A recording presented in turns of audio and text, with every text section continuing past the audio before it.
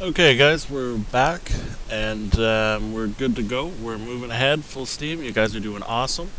Yes, that word is still cool. Awesome. So what we're gonna do is we're gonna move ahead. I really don't know what happened here. I must have been spelling strong wrong. I think I had STRSTONG. Anyways, I'm a moron sometimes. Spelling is my worst enemy. I grew up with computers and spell check. What's the point of learning how to spell when you've got spell check? So that's what I figure. Anyways, moving on. We created a new directory, lesson number 8. We'll do a new file. Let's do some cool stuff. PHP.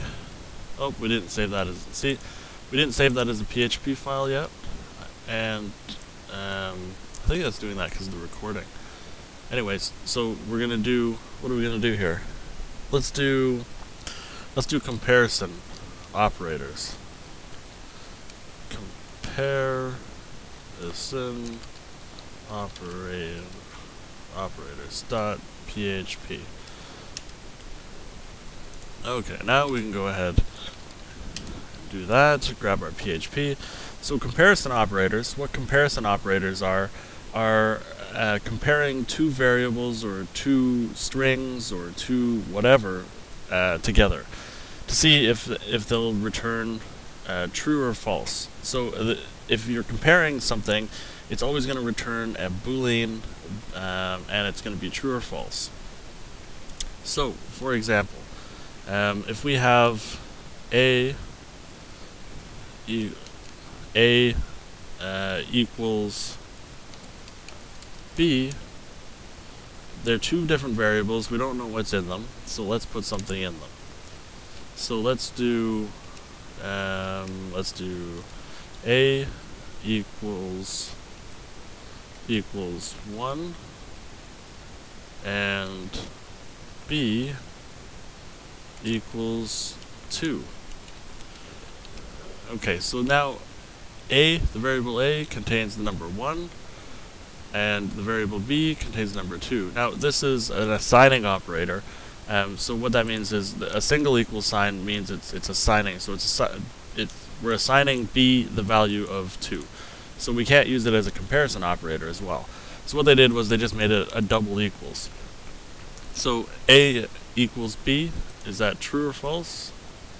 That is false because a equals 1, b equals 2. Simple as that.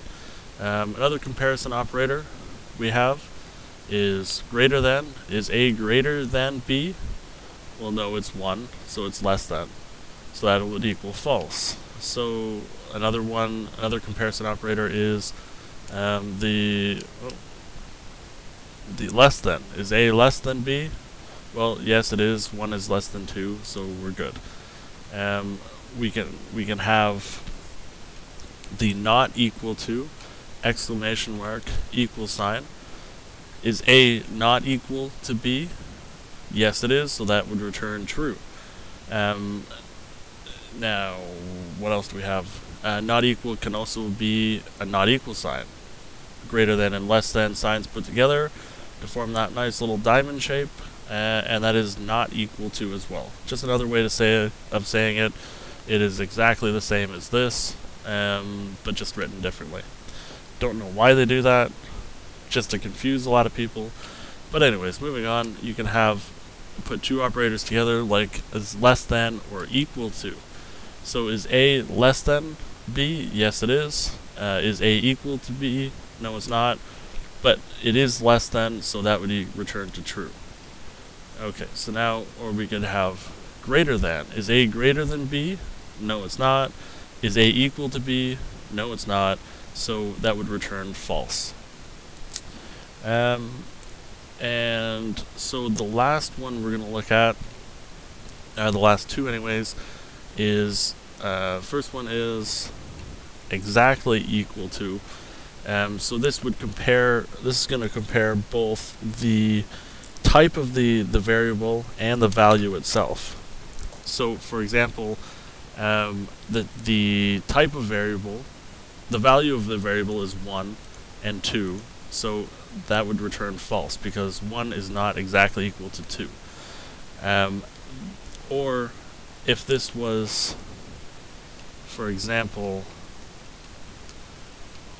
A was a string and B was an integer, those were different different types. So this would not be true because A is a string and B is an integer. So A string and does not equal integer. Does that make sense? So, but on the flip side, we can also do is not exactly equal to. So that would mean that the two would be different in some point. So this in this case right now, this is 1 and this is 1. So they equal each other. The values equal each other. Now this is a string and this is an integer, so the values don't equal each other, so this would return true.